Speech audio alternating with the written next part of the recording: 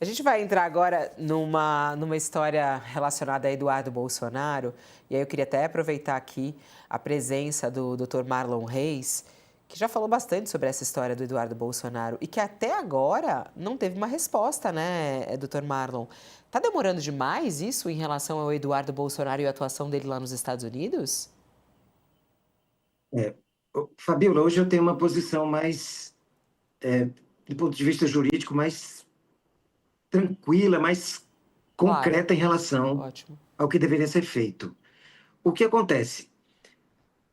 Eduardo Bolsonaro não é um deputado faltoso. O que é o deputado faltoso? Aquele leniente, aquele que deixa de cumprir suas obrigações, que não vai ao Congresso Nacional cumprir o seu dever. Eduardo Bolsonaro não é essa pessoa.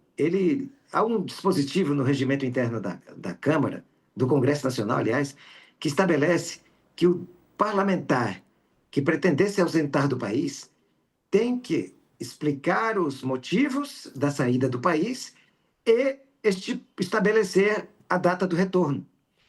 No momento em que ele não cumpre nenhuma coisa nem outra, porque os motivos eram inconfessáveis, ele não iria colocar no papel o que ele está fazendo abertamente, e tampouco pretende voltar, uma vez que ele mesmo diz que tem hora que ele diz que só volta ao Brasil depois que o ministro Alexandre de Moraes, que tem 56 anos e se aposenta aos 75, a não ser que ele queira abreviar, só quando ele deixar de ser ministro do Supremo Tribunal Federal. Isso é uma maneira de dizer que não volta. Outra afirmativa dele é que só volta em uma situação que não haverá risco nenhum processual, não é? Então, são maneiras dele falar que não pretende voltar. Ele não pretende voltar. Não há data para isso. Então, ele, ao descumprir uma norma tão básica de justificar a necessidade de saída do país, uma vez que ele está exercendo um mandato público no Brasil, e ele não estipula e não informa a data do retorno, ele deixa de ser um faltoso e passa a ser alguém que abandonou as suas funções, abdicou do seu mandato. Essa fala, inclusive, uma vez ele mesmo utilizou: estou abdicando do meu mandato em favor do meu país. Essa expressão que usou, inclusive, pela primeira vez foi ele. Então, ele não deveria. Agora, o que é mais sério? Eu mesmo chequei isso essa semana. Eu estava curioso em relação a isso, mas até alguns veículos deram também que ele continua usando normalmente, na inteireza, as verbas de gabinete.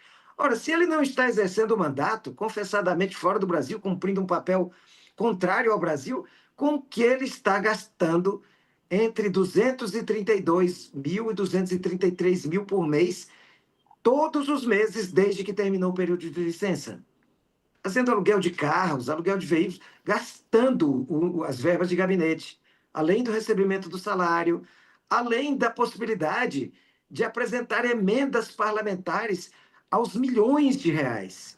Isso aí eu não verifiquei se ele fez, mas ele pode fazer. Durante esse período, ele pode estar fazendo. Então, são potencialidades inerentes àquele que está no exercício do mandato.